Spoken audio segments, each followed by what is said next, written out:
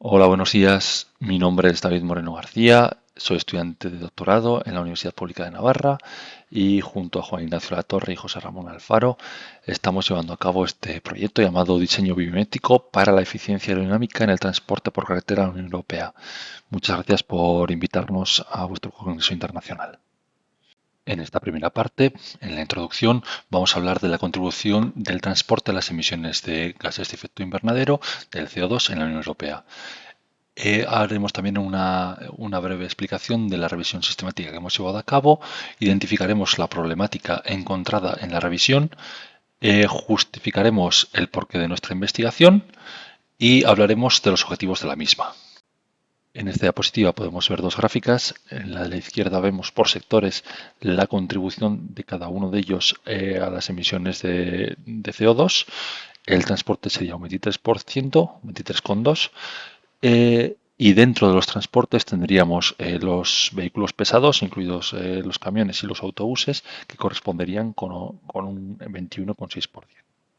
Esto nos da que casi el 5% de las emisiones de CO2 en la Unión Europea pertenecen al transporte pesado.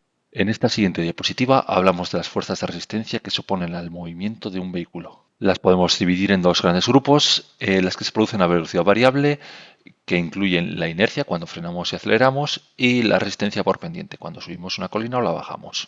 Por otro lado, tenemos las que se producen a velocidad constante.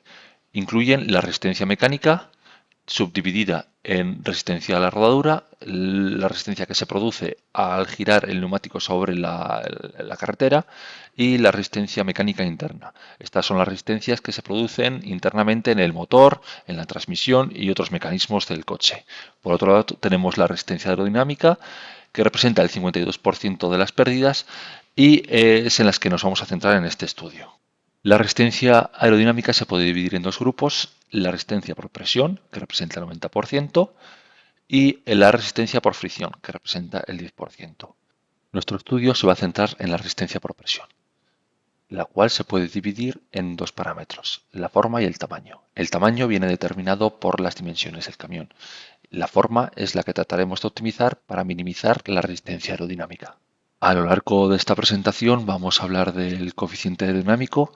El coeficiente aerodinámico es un parámetro adimensional que nos va a representar cómo de eficiente aerodinámicamente, cómo de baja es la resistencia al aire del vehículo. A menor coeficiente aerodinámico, menor resistencia y por lo tanto menor consumo. Del estudio preliminar y ver que la temática tenía recorrido, llevamos a cabo la revisión sistemática. Como bases de datos elegimos Web of Science y Scopus. Los términos de búsqueda son los que veis en pantalla.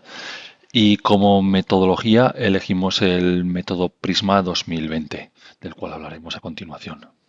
De los más de 5.000 artículos que encontramos en las bases de datos, terminamos quedándonos con 345 para su posterior análisis. Este proceso de selección fue asistido por un programa de inteligencia artificial llamado Ryan, el cual nos ayudó a discernir entre los artículos que podrían interesarnos con total seguridad y los que seguramente no nos interesarían. Todo esto basado en términos de inclusión y exclusión. Tras la revisión sistemática pudimos determinar diversos problemas.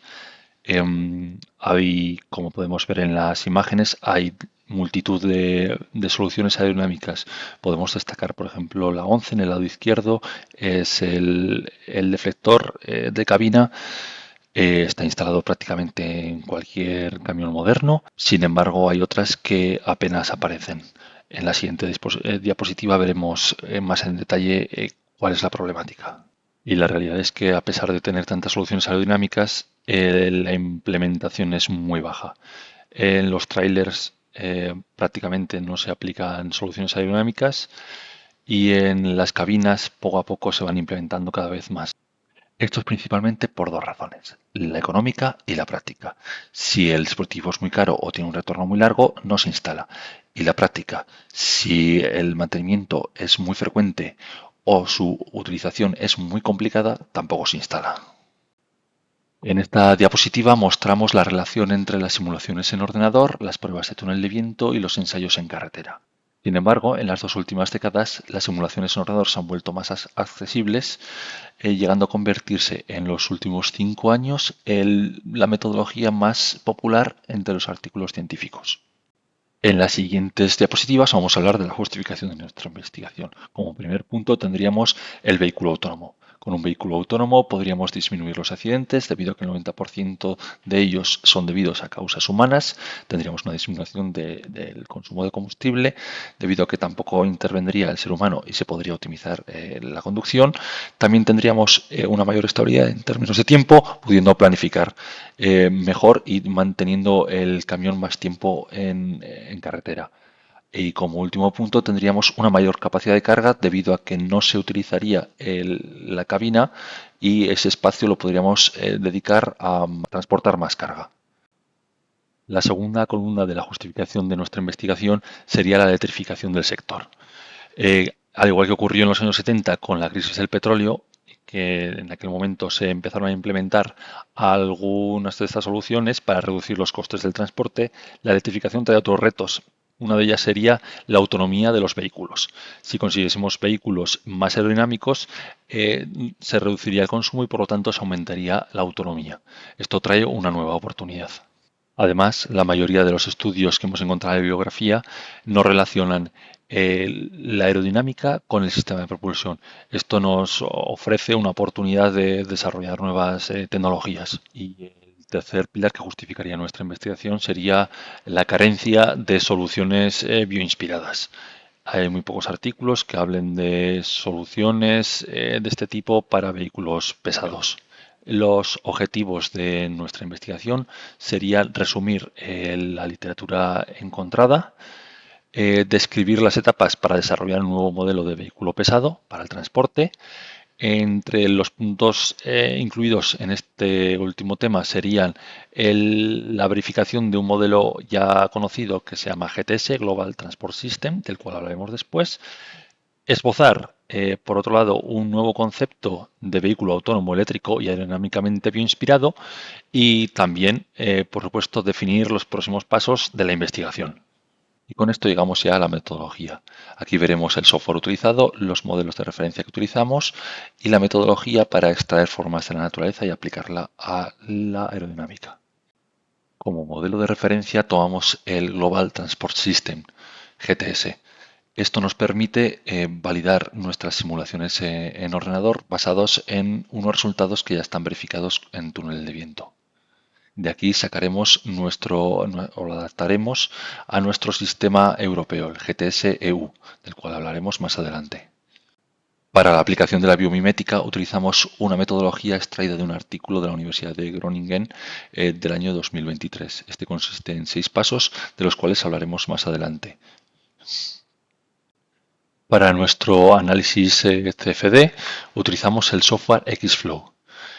Variando la configuración de los parámetros, vamos haciendo un estudio de convergencia hasta hallar unos valores basándonos en el modelo GTS que sean similares a los hallados en la bibliografía. De esta manera queda nuestro modelo validado.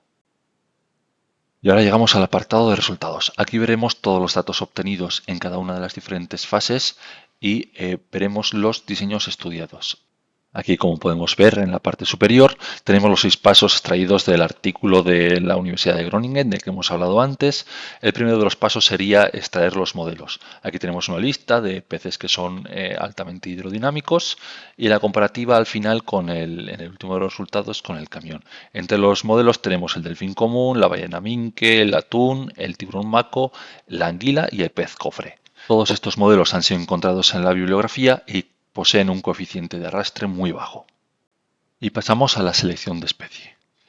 Hemos elegido el Yellow Box Fix debido a que tiene un bajo coeficiente de arrastre. No es el que menor coeficiente de arrastre tiene, pero tiene otras características que lo hacen muy interesante. Por ejemplo, su forma cuadrada, que se asemeja mucho a la del camión. Además, vive en el fondo marino, lo cual también se asemeja al comportamiento de un camión que va pegado a la carretera. En este paso, la formalización, extraemos unos contornos del volumen 3D del pez. Estas son las curvas obtenidas en el paso anterior. Creamos un volumen similar a la forma de un camión para ser analizado posteriormente. Y llegamos a la simulación computacional. Aquí, creando un túnel virtual con unas medidas extraídas de la bibliografía, podemos simular el comportamiento del fluido alrededor de nuestro modelo. Y llegamos al último punto de esta metodología, el análisis de los resultados obtenidos en las simulaciones anteriores. En esta primera diapositiva podemos ver el estudio combinado. Tenemos la nariz, la cola y el conducto. Posteriormente analizaremos cada uno de los modelos por separado para poder determinar cuál de las soluciones tiene mejor resultado y cómo afectan entre ellas. Y llegamos ya a las conclusiones. Aquí veremos los resultados esperados en el Global Transport System, si los parámetros son correctos en nuestra simulación. Haremos una comparativa en el coeficiente de arrastre entre los modelos originales, el europeo y luego las modificaciones que hemos aplicado.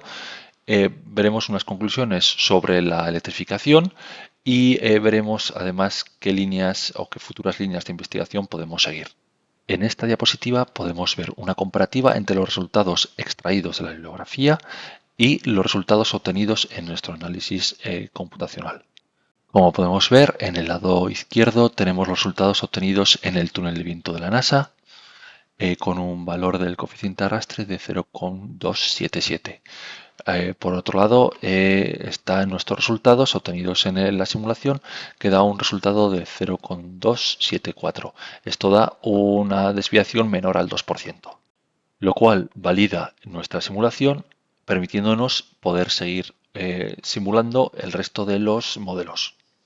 Y una vez validada la simulación del modelo GTS, hemos realizado el resto de las simulaciones. Podemos ver que la comparativa entre el GTS Bio y el GTS-U tiene una reducción aerodinámica de casi 25%. Esto es un resultado prometedor. Los resultados son todavía provisionales, pero el estudio va por el camino correcto. Y otra de las conclusiones que podemos extraer, esta vez relacionada con la electrificación del transporte, sería la utilización de un conducto en la parte inferior del camión. Esto nos podría permitir refrigerar el banco de baterías que normalmente va en la parte más baja del camión.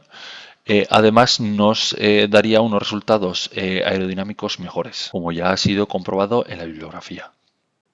Una de las líneas de investigación futuras sería la implementación de la inteligencia artificial.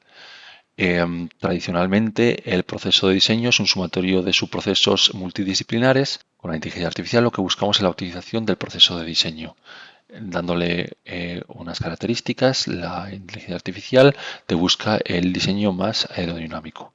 Otra de las futuras líneas de investigación sería la implementación mecánica. Todas estas nuevas formas aerodinámicas han de ser implementadas en un camión y por lo tanto tienen que ser operativamente viables y tienen que tener un mantenimiento que sea aceptable. Y esto va a implicar un estudio económico.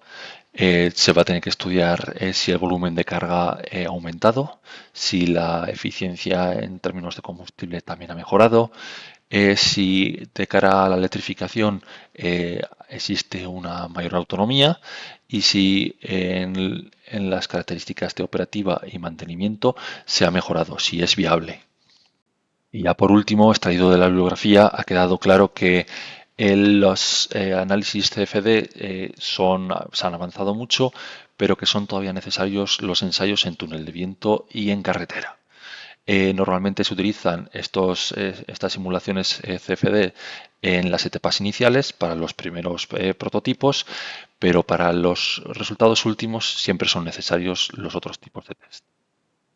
En esta última diapositiva podéis ver la bibliografía utilizada en esta presentación. Ya solo me queda daros las gracias. Si tenéis cualquier pregunta, no dudéis en poneros en contacto conmigo. Un saludo.